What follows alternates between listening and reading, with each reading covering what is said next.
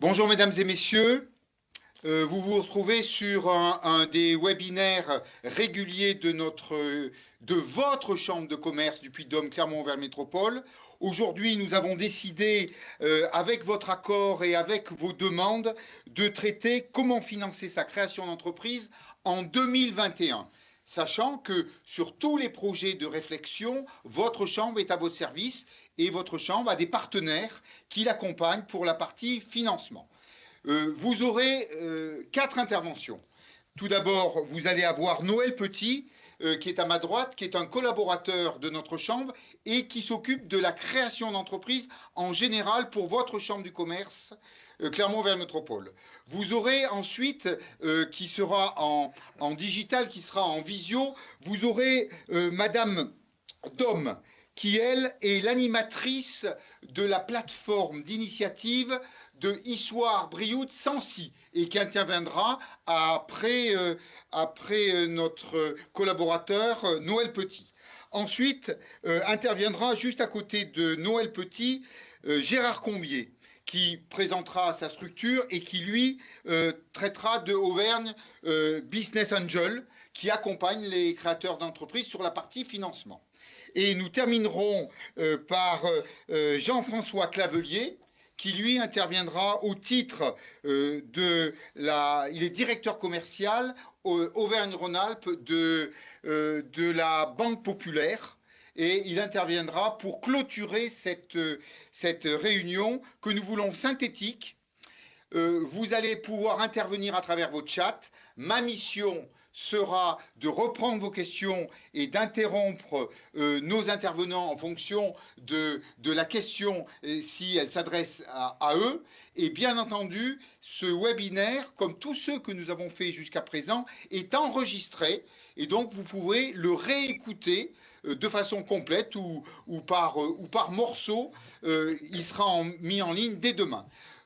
Un autre rendez-vous de votre chambre, ça sera ce jeudi 28 à 18h40. Nous recevrons à travers un live Facebook le ministre Brice Hortefeux pour évoquer l'accompagnement de la région sur l'ensemble des entreprises et sur la partie économique de notre territoire. Il sera accompagné d'une élue, Madame Fougère, élue régionale, et nous aurons certainement le territoire d'Ambert et des chefs d'entreprise d'Ambert pour évoquer la dynamique de ces communautés de communes et bien entendu l'impact de la région sur le territoire Auvergne-Rhône-Alpes au niveau économique. Dès à présent, je laisse la parole à Noël Petit pour son intervention et je ne manquerai pas de prendre en compte vos questions. Merci à vous, Noël. Merci à vous, Président. Bonsoir à toutes et à tous.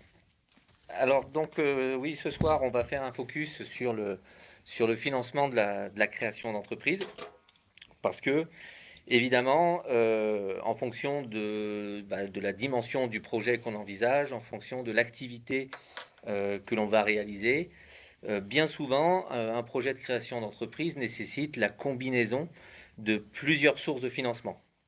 On va parler ce soir de prêts d'honneur, on va parler de prêts bancaires, on va parler d'ouverture de capital avec les business angels. Mais avant d'aborder le sujet précis, il nous a paru nécessaire de parler d'une étape fondamentale lorsqu'on a un projet de création d'entreprise, qui est la construction d'un business plan. Alors, qu'est-ce que c'est un business plan? C'est un document que vous allez réaliser quand on est porteur de projet et qui détaille précisément le projet de création d'entreprise, son contexte, les cibles que l'on envisage de toucher, la stratégie qu'on va devoir déployer, les ressources qui seront nécessaires à mobiliser pour mener à bien le projet. Alors pour ça, on a à votre disposition un outil qui est en ligne, qui s'appelle CCI Business Builder. Et cet outil va vous permettre de construire votre business plan. Alors vous tapez CCI Business Builder dans un moteur de recherche et ensuite il faut que vous créez votre compte. Et là, vous pourrez démarrer la construction de votre plan d'affaires. Alors, c'est un outil, c'est gratuit, bien sûr, c'est confidentiel, évidemment, puisqu'il ne s'agit pas non plus qu'on puisse voir vos idées. Alors, ça remplace pas, j'allais dire, un accompagnement avec nos conseillères, un accompagnement physique, mais c'est quand même un fil conducteur qui va vous permettre de vous guider pas à pas dans le projet.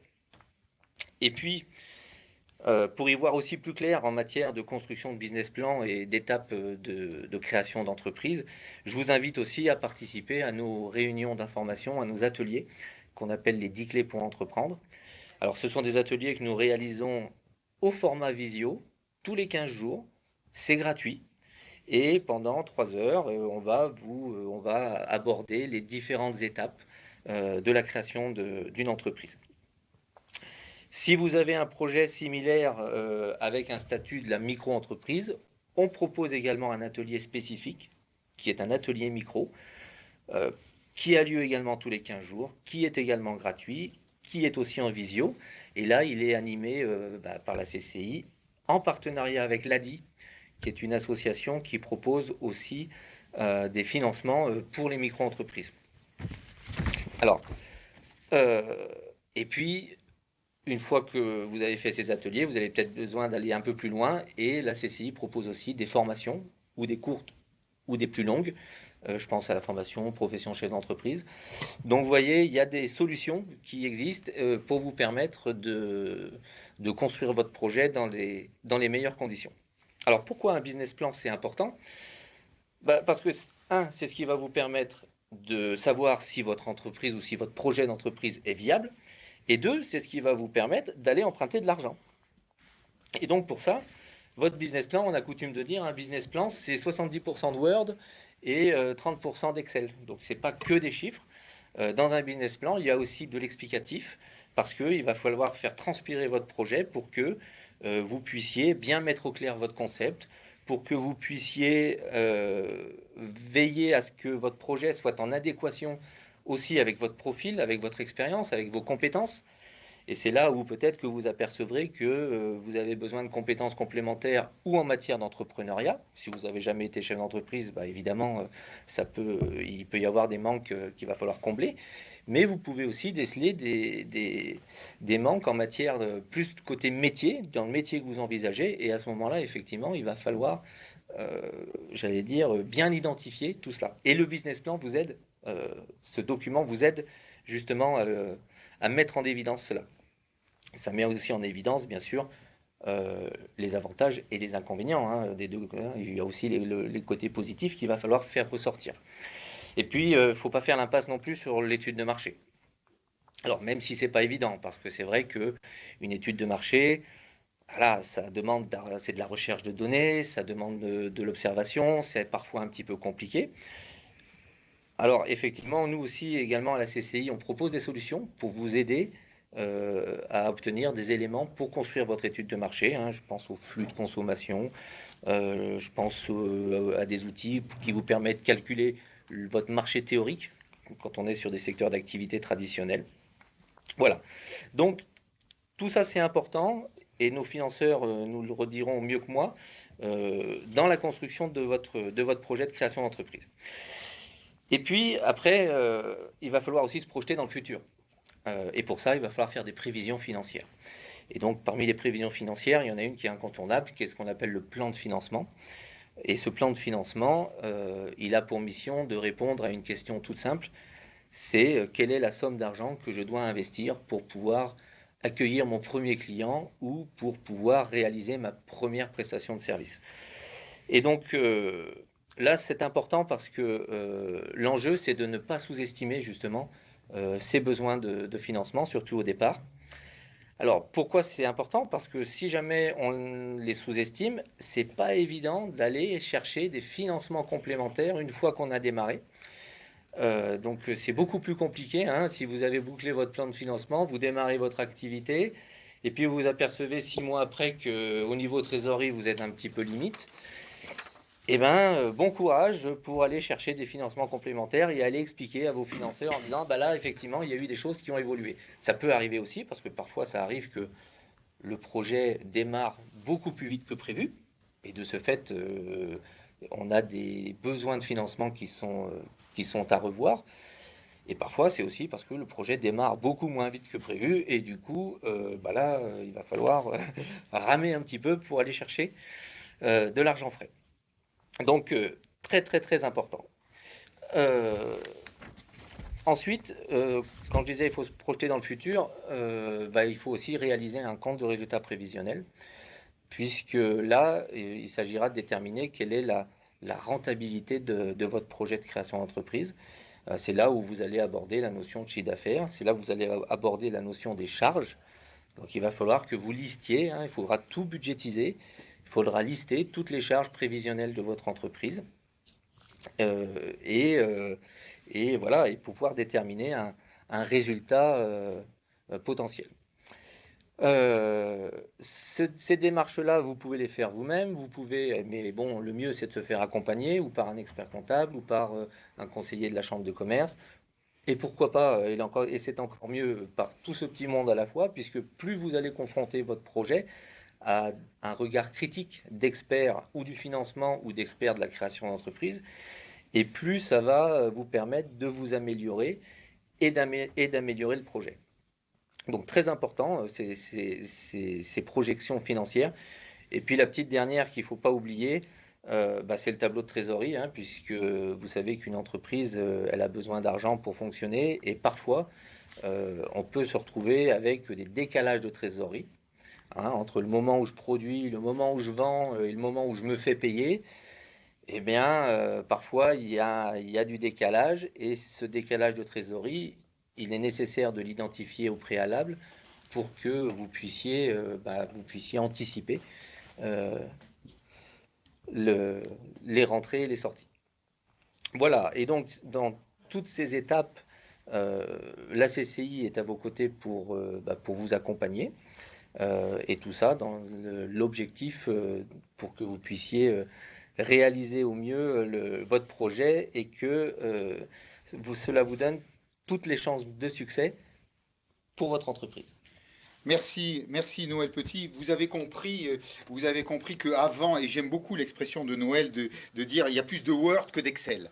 En définitive, vous allez maturer votre projet avec notre chambre, à la fois sur la partie digitale, qui est quelque part un accompagnement que vous faites avec un cheminement. Et quand vous commencez à avoir la maîtrise, c'est certainement ce moment-là où vous devez rencontrer nos collaborateurs de chambre de commerce et de vous dire que la chambre de commerce, elle a un vrai intérêt à ce que la création d'entreprise soit présente.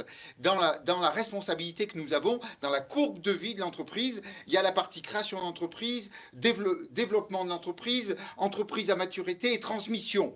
Et voire entreprise en difficulté. Donc cette étape-là, elle est absolument fondamentale pour notre territoire. Alors, on a parlé de toute la création et toute la réflexion sur votre projet. On a parlé des éléments financiers pour démarrer et pour aller un petit peu plus loin, et Noël l'a bien souligné. Maintenant, ce que je vous propose, c'est d'aborder les différentes réponses de financement que nous avons. Alors, est-ce que nous avons Madame Dom en ligne pour qu'elle puisse intervenir? Ensuite, je me suis trompé, c'est Monsieur Clavelier, je crois, qui intervient. Et ensuite, voilà, l'alignement m'avait trompé. Donc, est-ce que Madame Dom est en ligne? Oui, alors, tout à fait. Je rappelle qui est Madame Dom. Merci Madame. Donc vous êtes l'animatrice de la plateforme Initiative Histoire Brioude de Sancy qui présente le réseau Initiative France. La parole est à vous Madame, merci bien. C'est ça. Bon, bonsoir tout le monde. Voilà, effectivement. Pardon, j'ai un retour, c'est pour ça, excusez-moi. La plateforme appartient au réseau associatif Initiative France, qui aujourd'hui fédère 214 associations locales. Et Initiative France existe depuis 1980. Nous, la nôtre, association, existe depuis 1987. Notre principale mission, effectivement, est de financer les personnes qui veulent créer ou reprendre une entreprise par le biais d'un prêt d'honneur. Donc, un prêt d'honneur, c'est quoi? C'est un prêt à taux zéro, un prêt personnel, donc lié à la personne et non à l'entreprise. Donc, pour réaliser en fait l'objectif, chaque association s'organise une coopération entre les acteurs locaux autour de la création d'entreprise. Donc, ces acteurs sont entre autres donc, la Chambre de commerce, bien sûr, la Chambre de métier, les banques et les collectivités de son territoire. Parce que la spécificité, en fait, de chaque plateforme, c'est qu'elle a un territoire bien défini. Donc, par exemple, pour Issoire, eh bien, elle intervient sur 8 communautés de communes qui sont en fait l'Aglo-Pays d'Issoire, Billon, communauté d'hommes Sancy Arcance, pardon, comité massif du Sancy, Mont-d'Arverne communauté, Ozon communauté, Brioude, Sud Auvergne et Rive du Haut-Tallier. Donc, effectivement, à partir du moment où vous avez un projet sur ce territoire, la plateforme est habilitée à intervenir. Donc, qu'est-ce qu'un prêt d'honneur, en fait? Donc, comme je vous disais, c'est un prêt personnel à taux zéro, sans garantie demandée. Et donc, c'est un financement déterminant pour l'obtention d'un prêt bancaire. Parce que souvent, même avec une bonne idée, vous pouvez rencontrer des difficultés à obtenir un financement pour votre projet. C'est pourquoi nous évaluons avec vous vos besoins de financement dans leur totalité, pour déterminer le montant du prêt d'honneur et estimer le montant du prêt bancaire associé. Parce qu'effectivement, le but du prêt d'honneur est de renforcer votre apport personnel afin de créer un effet de levier pour l'obtention du financement bancaire. Les banques accordent ensuite plus facilement un prêt bancaire et en effet, pour 1 euro de prêt d'honneur accordé, les banques prêtent 8 euros en moyenne.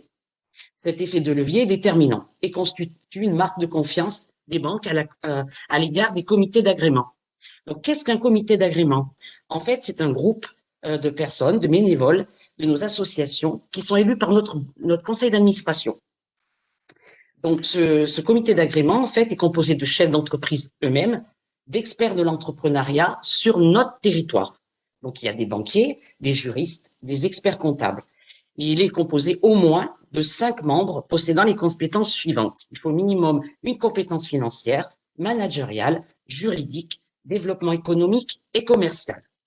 Ce comité va être le seul habilité à décider de l'obtention d'un prêt d'honneur.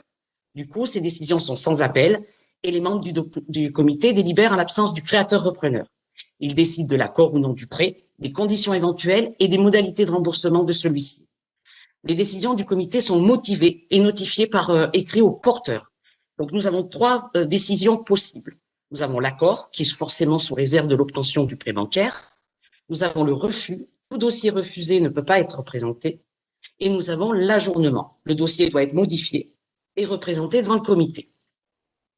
Donc, comment obtenir un prêt d'honneur? Donc, comme le disait Joël Petit, à partir du moment où vous avez monté et analysé votre dossier avec votre conseiller, donc notamment de la Chambre de commerce, votre business plan, construit votre plan de financement et envisagé les différents scénarios de développement de votre entreprise, il en ressort que vous avez un besoin d'apport personnel complémentaire. À ce moment-là, le dossier est monté, il est instruit dans notre plateforme en fonction de nos critères d'éligibilité, puisque chaque plateforme peut avoir des critères spécifiques. Il en reste toujours qu'il faut au moins créer son propre emploi et qu'il faut avoir un prêt bancaire dans le plan de financement. Après, il peut y avoir effectivement d'autres critères qui peuvent rentrer en compte, mais au minimum, ces 2-là sont indispensables pour avoir un prêt d'honneur.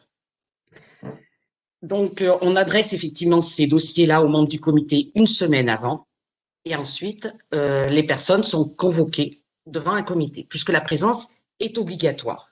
Et devant ce comité, ben, vous allez présenter, vous allez faire tout ce que vous avez présenté et préparé en amont, va vous être utile, puisque là, ça sera en présentiel, vous présentez votre projet, vous échangez avec les participants. Donc, sur vos ambitions, bien sûr, vos perspectives, votre capacité à conduire votre projet d'entreprise en phase avec les besoins et les caractéristiques du territoire. C'est pour ça qu'on insiste beaucoup pour dire que les plateformes sont vraiment avec les acteurs du territoire. Le comité d'agrément, lui, est bienveillant. Il n'est pas là pour vous piéger, mais pour vous aider à soulever avec vous, tout au début de votre parcours entrepreneurial, les différentes questions fondamentales pour réussir votre projet. Donc, l'octroi du prêt d'honneur, donc au niveau d'Issoire, est d'un montant compris entre 2 000 et 25 000 euros et remboursable sur 2 à 5 ans. Donc, en moyenne, on peut estimer qu'aujourd'hui, le prêt d'honneur moyen octroyé par les comités d'agrément d'Initiative France est de 9 700 euros. Après, bien entendu, c'est en fonction du montant de plan de financement. Donc, au niveau de l'impact de la crise sanitaire, puisqu'on m'avait demandé un petit peu de préparer là-dessus sur les traitements des dossiers par la plateforme d'Issoire, sur l'instruction des dossiers en 2020 et ce début d'année 2021, il faut savoir que nous, on a accès les instructions de dossiers plus sur l'adéquation porteur projet, sur la pertinence du projet, la réinsertion, le social Et effectivement, depuis cette période-là, cette crise sanitaire, nous n'avons plus fréquemment les accords bancaires avant de les positionner en comité.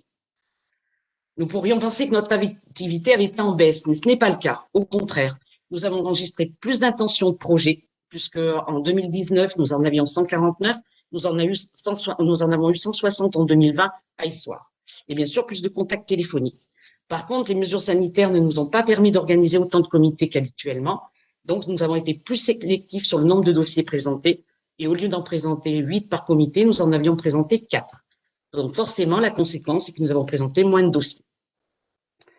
Par contre, on a constaté que le montant moyen du prêt d'honneur octroyé cette année avait été plus important que l'année dernière, puisqu'on est à 12 000 en moyenne, alors que l'année dernière était plutôt sur 10 000.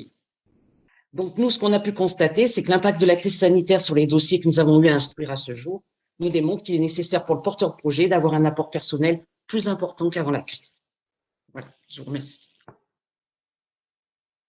Est-ce que c'est une question que je vous invite tous à intégrer dans votre intervention?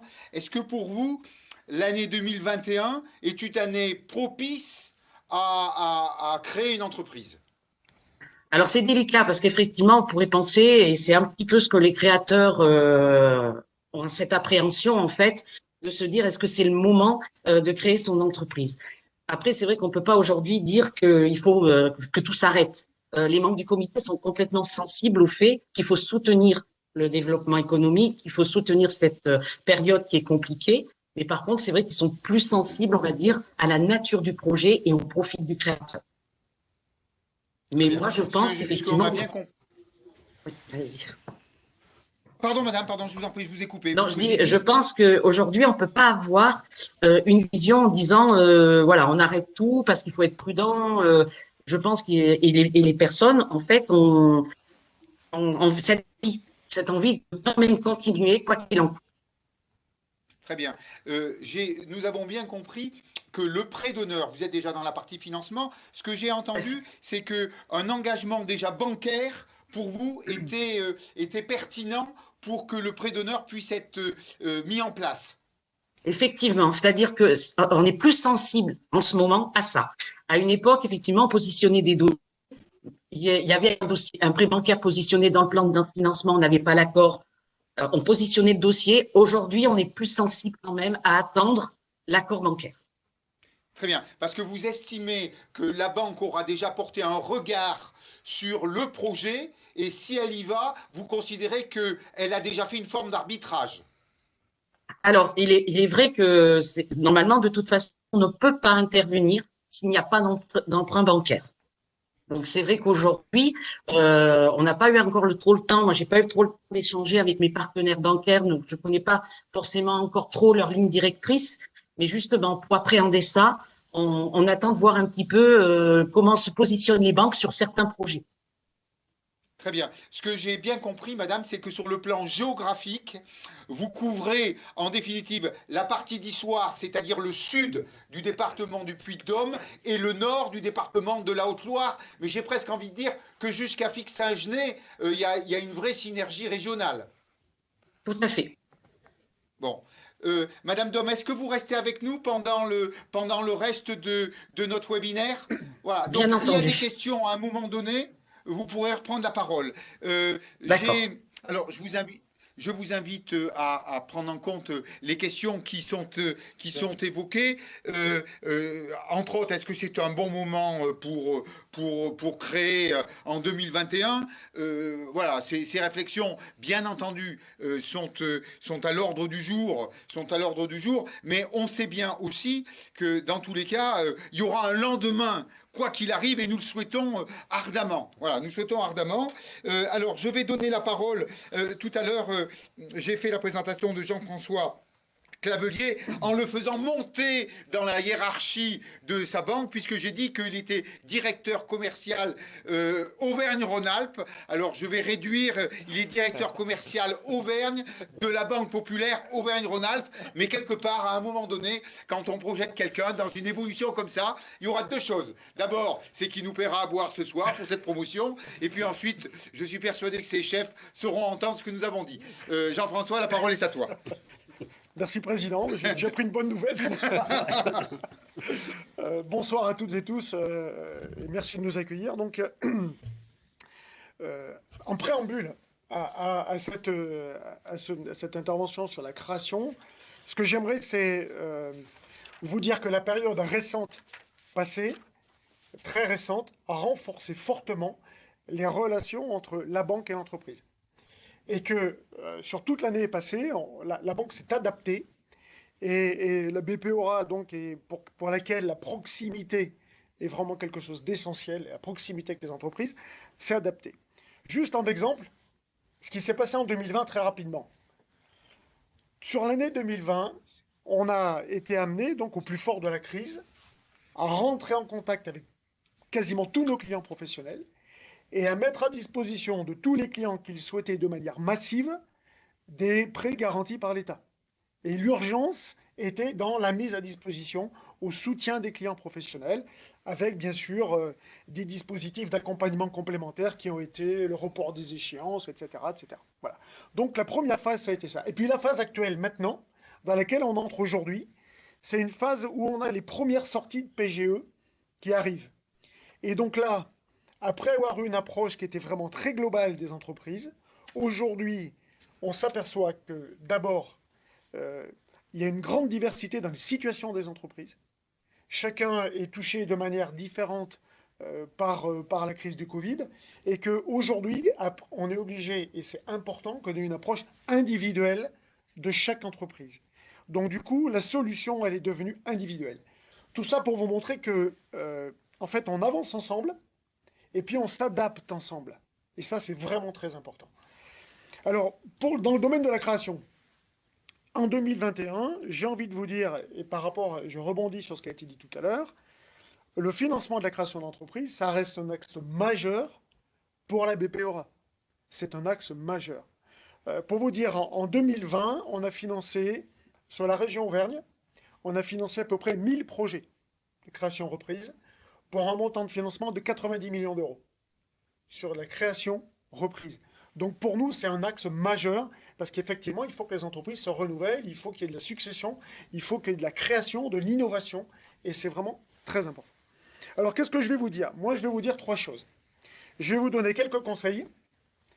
Je vais vous dire comment nous, à la banque, on analyse les dossiers qui nous sont transmis.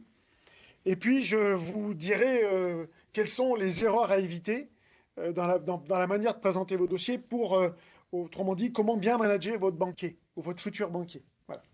Alors, le premier conseil que je vais vous donner, et je pense que ça a été bien déjà dit par les 2 intervenants précédents, la première chose, c'est qu'il faut savoir s'entourer. C'est essentiel. La chambre de commerce, évidemment, tous les réseaux qui sont là, Initiative, France Active, le réseau Entreprendre, les conseils, les experts comptables, les avocats. Si vous savez bien vous entourer, inévitablement, vous allez bien préparer votre projet. Et un projet bien préparé a vraiment beaucoup de chances de pouvoir aboutir. Le deuxième conseil que je vais vous donner, c'est préparer bien la présentation de votre projet. Quand vous allez aller à la banque, rencontrer le conseiller qui va vous accueillir. Il y a 3 aspects qui sont très importants. Ça a déjà été dit, mais c'est tellement important que j'ai envie de le redire. C'est tout d'abord l'aspect économique. Est-ce que c'est une création? Est-ce que c'est une reprise? Quel est le marché sur lequel on va? Quels sont les clients? Quels sont les fournisseurs? Quels sont les concurrents? Comment je prévois de faire mon développement? Tout ça, c'est important. Après, le deuxième point très important, c'est les hommes. Et pour nous, ça a une importance extrêmement élevée, c'est les hommes. Quel est leur parcours? Quelle est leur expérience? Quelle est leur formation? Quelles sont leurs motivations à se lancer dans ce projet-là? Pour nous, c'est un aspect vraiment essentiel. Et puis le troisième point, il a été cité aussi, c'est bien sûr le volet financier, hein, avec à la fois le plan de financement, qui est vraiment important, le prévisionnel, voilà. Donc il faut vraiment que le projet soit présenté avec conviction et préparé avec vos conseils en amont. Alors après, comment on analyse un projet, nous à la banque? J'ai juste noté 3 points principaux. Le premier point pour nous, ça a été dit juste avant, c'est les hommes. C'est les repreneurs, les créateurs, leur parcours, ce qu'ils ont fait, pourquoi ils font ce projet-là, qu'est-ce qui les motive, etc., etc. Voilà. Cette découverte de l'homme, du créateur, pour nous est un point extrêmement important. Le deuxième point, c'est la cohérence du projet économique. Est-ce que ce projet économique est cohérent par rapport au marché sur lequel on veut s'installer? Est-ce que c'est cohérent par rapport aux concurrents? Est-ce que c'est cohérent par rapport à l'expérience que nous avons et de ce que nous connaissons du secteur d'activité? Et puis aussi, on a des études internes sur lesquelles on s'appuie pour venir aussi nous donner quelques éléments complémentaires d'analyse. Voilà, on attache beaucoup d'importance à cette cohérence économique du projet, avec notre propre vision et notre expérience. Et puis après, et ça a été très bien dit tout à l'heure par Corinne, c'est effectivement comment je finance mon projet. C'est l'équilibre, la répartition entre les prêts, les apports. Et puis c'est les recours aussi aux différents types de prêts qu'on peut avoir. Il peut y avoir, bien sûr, des prêts d'honneur, ça a été cité, bien évidemment, qui sont considérés comme de l'apport. Il peut y avoir des prêts vendeurs. Il peut y avoir, on le verra tout à l'heure aussi, recours à des business angels qui viennent aussi apporter leur pierre à l'édifice. Et puis le prêt bancaire, bien évidemment. Voilà. Ce qui est important, c'est qu'il y ait une répartition, je veux dire, harmonieuse, homogène, entre les différentes sources de financement que l'entreprise peut avoir. Et puis le deuxième point sur le volet financier qui est essentiel, c'est la capacité de remboursement. Est-ce que l'entreprise va dégager suffisamment de rentabilité pour permettre le remboursement, bien sûr, de ses emprunts, mais bien au-delà de là, de permettre aussi le développement de l'entreprise et la rémunération des collaborateurs. Donc voilà, ces trois points, les hommes, la cohérence du projet sur la partie économique et comment je me finance, sont importants. Après, je vais vous donner 4 recettes ou 4 erreurs à éviter, si vous voulez, voilà, pour bien manager son banquier et pour avoir un bon accueil à la banque. Alors, la première que je vais vous dire, c'est il faut être transparent. Considérez votre banquier comme un partenaire. Partagez l'information avec lui. Partagez l'information tout au long de la vie de l'entreprise, d'ailleurs. Comme ça a été très bien dit tout à l'heure, les prévisions qui sont faites au départ, il peut y avoir, dans les premiers temps de la création, il peut y avoir des choses qui ne fonctionnent pas comme prévu. Et ça sera bien évidemment toujours le cas. Il faut en parler à vos banquiers parce qu'on a des solutions pour vous aider. L'erreur, c'est de ne rien dire. Donc voilà, la première vraiment élément important, la transparence. Le deuxième point qui est très important, c'est protéger votre trésorerie. Ça a été effectivement cité tout à l'heure. C'est extrêmement important. Évitez, ne sous-financez pas votre projet en disant, voilà, je vais demander un peu moins parce que du coup, ça passera peut-être plus facilement. C'est une erreur. Il faut demander le financement qui convient. Et parce que la trésorerie, c'est j'appelle ça le carburant du quotidien. Si on n'a pas de trésorerie, eh ben, ça va être très compliqué. Le troisième conseil que je vous donne, c'est établissez des prévisions qui soient réalistes. Voilà. Ne faites pas, et je crois que là, si vous travaillez avec les experts, avec vos conseils, vos conseils vous accompagneront pour faire des prévisionnels qui seront réalistes. C'est important d'avoir une vision réaliste de ce qu'il est possible de faire. Et puis le quatrième point, qui est important, n'éludez pas le volet garantie. C'est un sujet dont il va falloir parler avec votre banquier. Voilà. Alors bien évidemment, il existe, tout le monde n'a pas de garantie. Et en revanche, il existe différentes solutions pour pouvoir obtenir des garanties, que ce soit par BPI, que ce soit par des sociétés de caution mutuelle, que ce soit la garantie sur le bien financé. Voilà, il existe des solutions. Mais en tout cas, c'est important aussi dans la manière, lorsque vous présentez votre dossier, que ce volet-là aussi soit réfléchi, parce que de toute façon, on va en parler. Voilà, donc c'est ces 4 points que je voulais vous dire. Et puis, pour vous dire qu'on s'adapte, je vais prendre un exemple, juste un exemple pour terminer. Pendant la période du confinement, on a créé un nouveau prêt qui s'appelle le prêt CARA, le prêt commerçant Auvergne-Rhône-Alpes, qui a été conçu en relation avec la Chambre de commerce et avec la région pendant la période du confinement. c'est un financement qui a pour objectif de financer la création, la reprise d'entreprise, le développement, et c'est un prêt, alors je crois que ça va, c'est complémentaire avec ce qui était annoncé tout à l'heure par Corinne, avec un prêt qui peut aller jusqu'à 20 000 euros sur 60 mois, avec un taux à zéro, des frais de dossier à zéro, et puisqu'on parlait de garantie tout à l'heure, avec pas de caution de l'emprunteur. Et ce prêt, là, ben voilà. Et puis également, avec le cas échéant, un prêt complémentaire obtenu auprès de la BPORA. Donc voilà, vous voyez qu'on reste très confiant sur la création d'entreprises, qu'on a créé des outils aussi pour favoriser la création d'entreprises, et que je vous ai donné quelques ficelles, du moins j'espère, pour faire avancer vos projets. Bon, merci Jean-François. Je vais reprendre avant de donner la parole à notre prochain intervenant. Je vais reprendre quelques questions qui nous sont posées.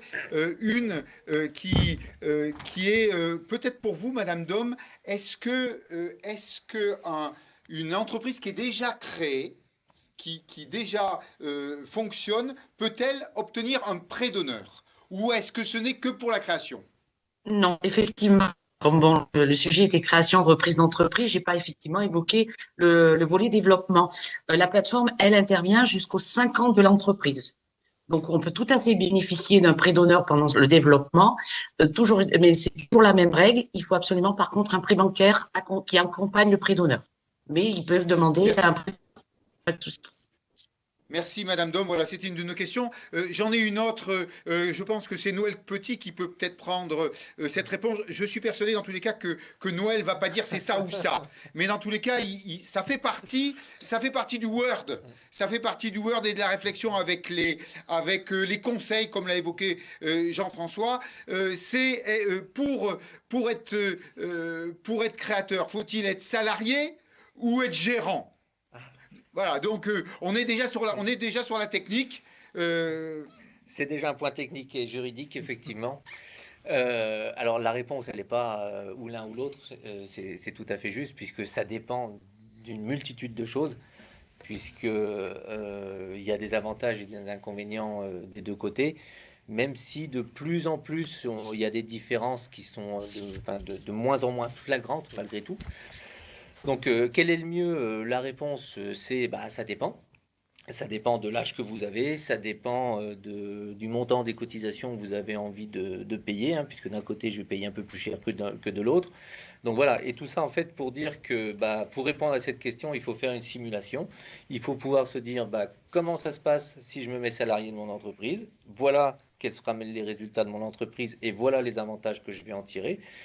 Et le comparer et faire la même comparaison en se disant voilà comment ça se passe si je me mets gérant, je suppose gérant majoritaire, hein, je présume, et donc du coup, après, une fois qu'on a posé ces éléments-là, on pourra déterminer si oui ou non on préfère être salarié de son entreprise ou être gérant, ce qu'on appelait avant TNS, hein, travailleur non salarié. Et va en découler notamment la structure juridique qu'on va choisir, puisque d'un côté je vais basculer sur une SARL et de l'autre côté je vais plutôt sûrement aller vers une SAS, si je prends la forme sociétaire. Alors j'ai une autre question qui s'adresse, je pense, toujours à Jean-François Clavelier, c'est la notion d'apport. Voilà. Quelle est la vision qu'on a par rapport à l'apport? Peut-on s'engager dans une création d'entreprise avec peu d'apport personnel? La notion de l'apport, c'est toujours un sujet du genre sensible dans la création d'entreprise. Et d'ailleurs, effectivement, je rappelle que le prêt d'honneur qui est fait est considéré comme de l'apport. Donc le prêt d'honneur est un élément très important pour nous parce qu'il est lui-même considéré comme de l'apport. Alors, il n'y a pas de règle sur le montant de l'apport qui est nécessaire.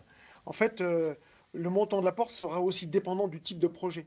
Si vous avez un projet qui est extrêmement capitalistique, où il y a effectivement des capitaux engagés qui sont très importants, il est bien évident que le montant de l'apport sera exigé, sera malgré tout plus conséquent que si on a un projet de création d'activités plutôt de services, dans lesquels effectivement l'exigence d'apport sera beaucoup plus faible. Donc c'est bien d'avoir de l'apport, parce que l'apport c'est aussi l'engagement du chef d'entreprise dans son projet. Après, on finance, voilà, il n'y a pas une règle très précise. On peut avoir un apport qui est pas très important et on arrive quand même à accompagner des projets avec des apports pas très importants. Voilà. Mais il n'y a pas de règle en la matière. Noël, une autre question auquel je pourrais répondre, mais je pense qu'elle revient à vous. Au regard de tous ceux qui nous écoutent, s'ils veulent prendre un rendez-vous avec un collaborateur de notre chambre, quelle est la procédure, quel est le cheminement? Alors j'allais donner le numéro de téléphone, hein, 04 73 43 43 43, mais voilà, quelqu'un veut créer une entreprise, il téléphone à ce numéro, qu'est-ce qui va se passer dans notre institution? Alors, ce qui va se passer, c'est qu'on va vous inviter justement à participer aux ateliers que j'évoquais tout à l'heure, en se disant, venez participer à la clé. Pourquoi? Parce qu'on va vous donner une information et un niveau d'information qui sera connu de nous déjà. Et une fois que vous aurez participé à l'atelier, effectivement, là, on va vous demander justement de mettre un petit peu par écrit votre projet. Et ensuite, vous pourrez demander un rendez-vous avec une de nos conseillères en fonction de la zone géographique où se situe le projet, hein, puisque on a des conseillères à Thiers, à Issoire et à Clermont. Merci. Alors, ne pensez pas, Monsieur Combier, que je ne veux pas vous donner la parole. Non, non. On voit arriver de nombreuses questions et on sent qu'il y a des réflexions terrain. Et là, je me retourne vers Jean-François Clavelier, on a bien compris que les banques s'étaient adaptées à une situation très complexe que nous avons vécue. Elle a dû traiter et elle traitera l'univers, le secteur des CHR. Alors, CHR ou HR, hôtel, café, restaurant. Et une question aujourd'hui qui arrive assez naturellement quand on voit la souffrance de ce secteur. Est-il pertinent aujourd'hui d'avoir un projet sur les hôtels, cafés, restaurants? C'est une bonne question. Je peux laisser à Jean-François le temps. C'est une très bonne question. Non, bien sûr que non. Il est tout à fait important de répondre. Il est clair que sur le CHR aujourd'hui, on n'a pas beaucoup de visibilité.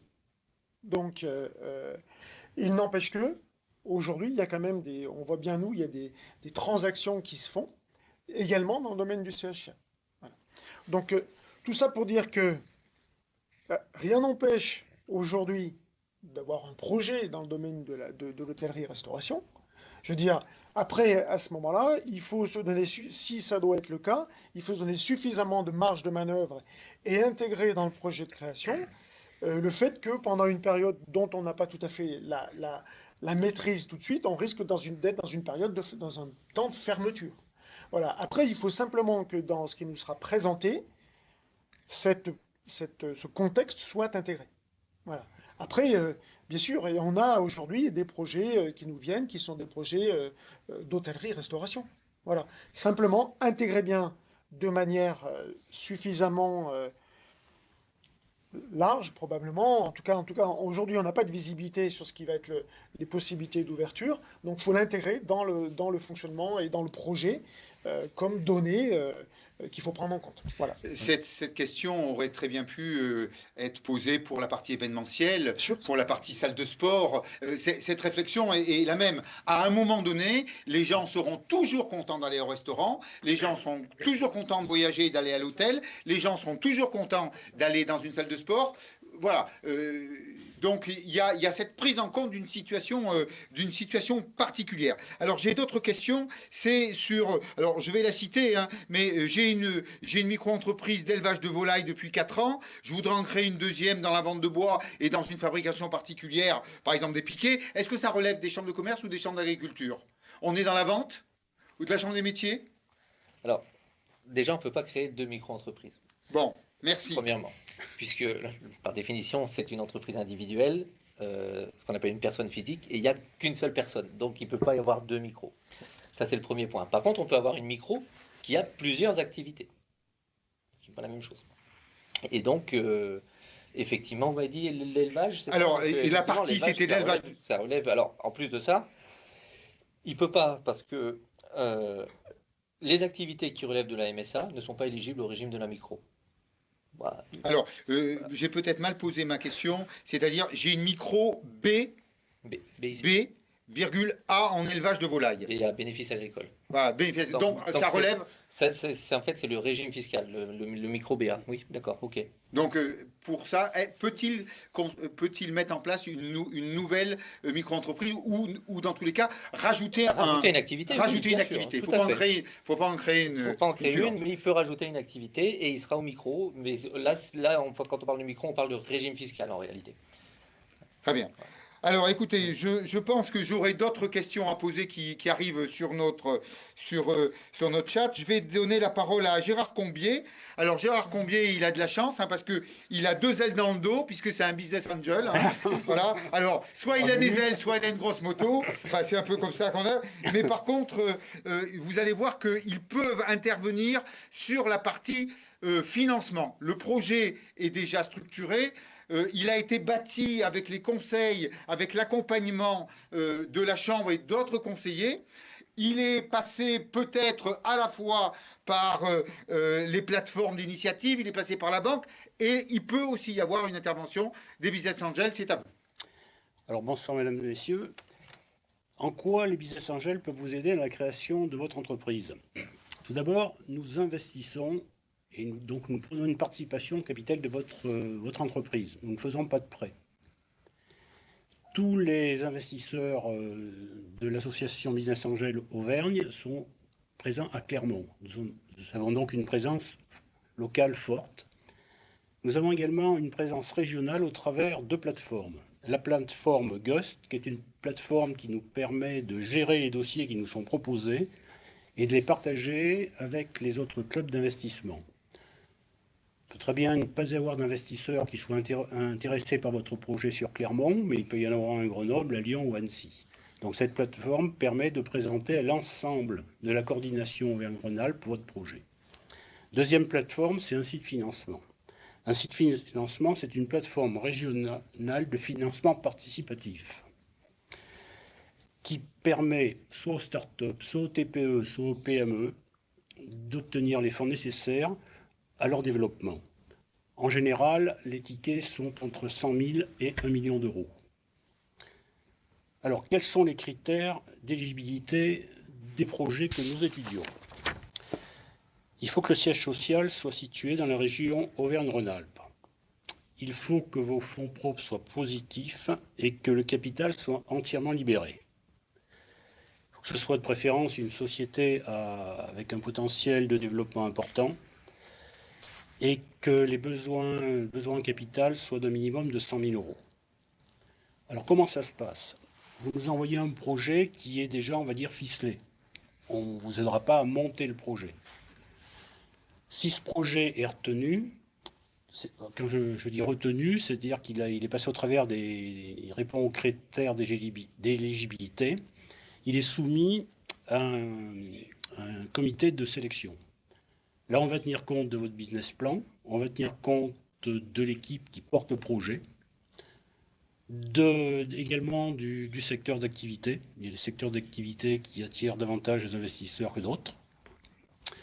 Si votre projet est retenu, vous serez convié à le présenter, alors soit en physique, soit au travers d'une conférence aux investisseurs de Clermont, de la région de Clermont. Si des investisseurs sont intéressés, vous le saurez aussitôt. S'il n'y en a pas sur Clermont, on revient donc sur la plateforme GUS qui permettra de partager votre projet avec tous les business angels de la région. Voilà en gros comment nous fonctionnons. Est-ce que la question qu'on peut se dire, sur notre territoire, vous traitez combien de dossiers par an, ou est-ce que le terme de périodicité a du sens? Sur la région, une vingtaine. En 2020, on a eu bien moins de dossiers.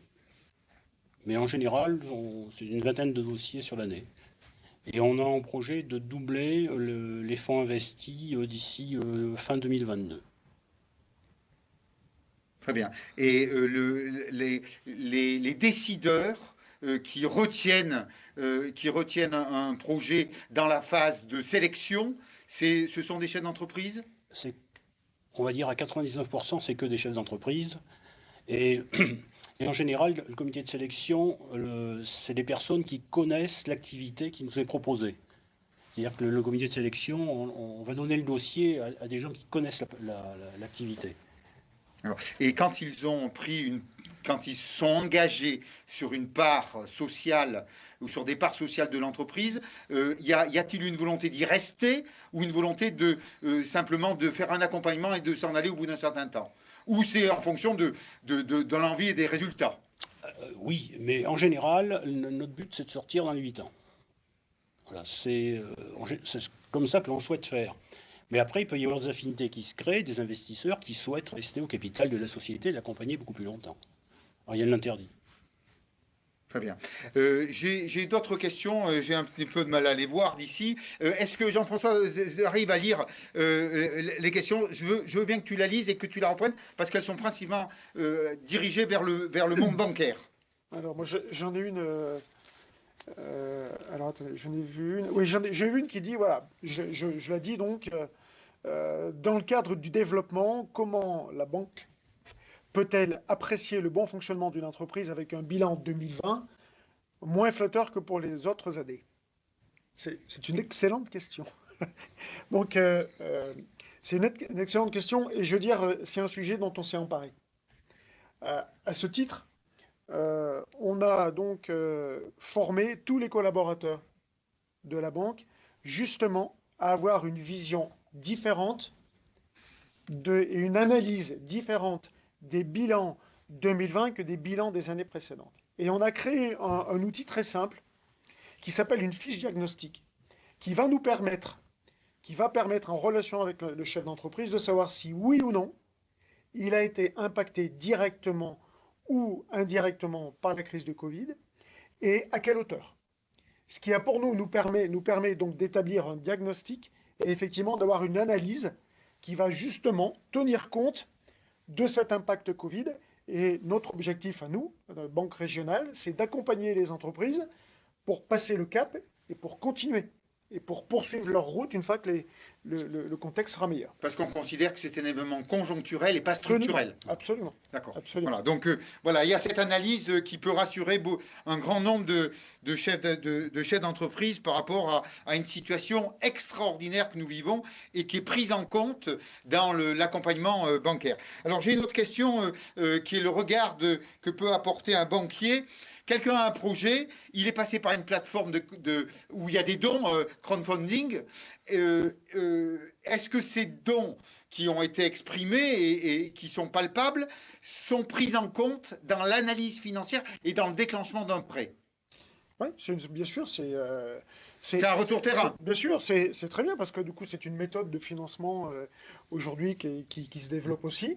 Et pour nous, c'est plutôt intéressant de voir qu'il y a effectivement des personnes qui s'intéressent à ce projet, qui y croient, et qui effectivement, c'est un élément positif pour nous dans l'analyse qu'on aura. De la même manière que lorsqu'on a des avis qui convergent avec la Chambre de commerce, avec les réseaux d'accompagnement, et que tous on se dit, bah, ce projet-là, il nous plaît, on a envie de l'accompagner, et qu'on s'aperçoit qu'on a tous le même avis, bah, voilà, c'est plutôt intéressant pour nous. Donc oui, c'est un élément positif pour nous, et dans l'analyse que l'on fait. Ce que j'entends dans toutes les questions qui sont en train d'arriver, c'est cette réflexion que vous avez sur la partie financière. Et il faut bien prendre en compte, et je pense que ça a été bien souligné par nos intervenants, à la fois la plateforme, à la fois le banquier, à la fois les business angels, que la véritable dynamique qui va déclencher la partie financière, c'est le projet. C'est le Word qui doit être bien ficelé, j'ai même entendu ce terme, qui doit être bien ficelé pour donner envie. Et puis, j'entends aussi la capacité à le porter dans toute la présentation. Tous ces éléments-là concourent à éclaircir, rassurer et donner envie. Voilà, donc je pense que cette phase qui est en amont, de bien vous acculturer à votre projet, à travers l'accompagnement en amont de la demande de financement, elle est absolument essentielle. Et alors après, on a des questions techniques, hein, et je les vois arriver. Alors j'en ai une autre. J'ai 2 sociétés qui sont en création. Est-ce que pour analyser le prêt, le banquier va demander les 2 projets, ou est-ce qu'il va les analyser individuellement? Désolé Jean-François, Ah non, mais mais une promotion, ça se mérite. Merci encore une fois, j'ai bien fait. Alors, je pense qu'en fait, du coup, l'approche que l'on a, c'est une approche de bon sens. Si on a 2 projets qui sont donc présentés par le même, portés par le même créateur, et bien évidemment qu'on va s'intéresser aux 2 projets et essayer de savoir comment le créateur va pouvoir mener à la réussite un projet et puis l'autre en même temps. Donc du coup, c'est vraiment, quand je vous dis que l'homme et les hommes au sens large et de l'entreprise, les hommes et les femmes de l'entreprise sont très importantes, voilà, on va s'intéresser au temps qui sera disponible pour pouvoir, pour le créateur et son équipe, de gérer 2 projets à la fois et si c'est vraiment réalisable. Voilà. Dans toutes les expressions qui sont autour de ce plateau et également en visio avec Madame Dom, la cohérence, la congruence du projet, elle est absolument essentielle. Et c'est elle qui déclenchera en définitive l'engagement du prêt. J'ai bien écouté sur la plateforme que ce sont des chefs d'entreprise qui connaissent le travail, qui connaissent et qui ont des spécificités, vous l'avez bien dit Madame Dom, qui vont porter un jugement. Et ce jugement-là, c'est un jugement par rapport à ce qu'ils connaissent du métier, par rapport à ce qu'ils connaissent du marché, par rapport à tous ces éléments-là. Et si tout concourt à faire en sorte que le ressenti de ceux qui sont amenés à arbitrer pousse ce projet, le banquier ou le business angel, ils auront envie d'eux. Ils auront envie d'y aller. Et j'ai aussi entendu quelque chose qui est très fort, et je pense que faut vraiment faut vraiment se le mettre en tête. Aujourd'hui, dans la société dans laquelle nous vivons, il y a une nécessité de transparence et de partenariat pour que chacun, parce qu'en définitive, il y a une prise de risque de part et d'autre, à la fois du prêt-donneur, parce que si le prêt-donneur ne permet pas de développer l'entreprise, si le banquier ne retrouve pas son équilibre, si le business angel n'arrive pas à l'objectif qui est ce que l'entreprise vive, voilà, donc cet échange est absolument fondamental. Alors pour vous dire avec quelle passion nous vivons tous cela, parce qu'on sait que pour vous c'est un moment important, c'est souvent un changement de vie, c'est peut-être parfois le projet de votre vie, le travail en amont est essentiel. Et de vous dire que pour une chambre de commerce et pour un territoire comme celui du Puy-de-Dôme, pour vous donner une référence, en 2016, nous étions sur le territoire du Puy-de-Dôme 27 000 entreprises. 27 000 entreprises référencées chambre de commerce. Voilà, je ne tiens pas compte de celles qui sont à la Chambre des métiers, je ne tiens pas compte d'autres entrepreneurs qui sont dans le monde agricole, qui font partie de la richesse de notre territoire. Et pour vous dire, aujourd'hui, avec la nouvelle pesée économique que nous sommes en train de faire, en 2021, nous sommes à 33 800 entreprises. Ça veut dire que le poids économique de le territoire du Puy-de-Dôme dans l'Auvergne et dans Auvergne-Rhône-Alpes continue à monter. Et pour chacun d'entre nous, pour nos territoires, c'est une vraie force. Voilà, donc nous sommes tous solidaires de cette dynamique. Alors, Madame Dom, ne m'en veuillez pas, parce que je sais que vous débordez sur un territoire que j'aime beaucoup, hein, qui va jusqu'à Fix-Saint-Genès, hein, Fix-Saint-Genès, Brioude d'Issoire, toute cette montée ou cette descente, j'ai déjà considéré que c'était l'Auvergne et Auvergne-Rhône-Alpes, et mes amis altiligériens ne m'en voudront pas. Voilà, on est dans le dernier timing de notre webinaire. Vous savez que vous avez posé des questions, on y répondra. Noël Petit reprendra les éléments. De vous dire que vous pourrez le réécouter.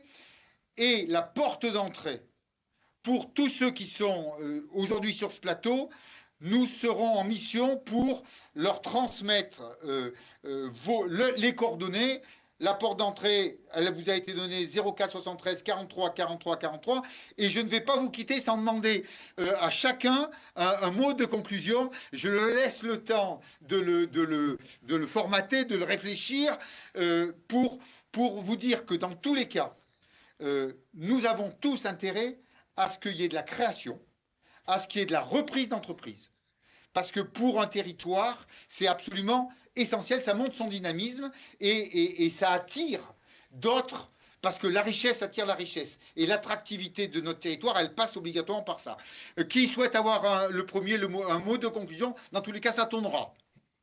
Moi, je dirais en conclusion, si vous le permettez, quand on évoquait quelques chiffres, c'est l'occasion de préciser justement le dynamisme de la création d'entreprises en Auvergne-Rhône-Alpes et en France d'une manière générale. 2019 était une année exceptionnelle en matière de création. Sur Auvergne-Rhône-Alpes, on a dépassé la barre des 100 000 immatriculations.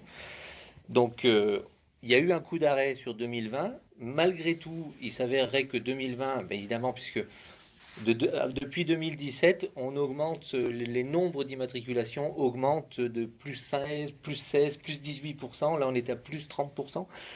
Et sur 2020, on va retrouver une légère augmentation. Donc, la casse est quand même très limitée malgré tout.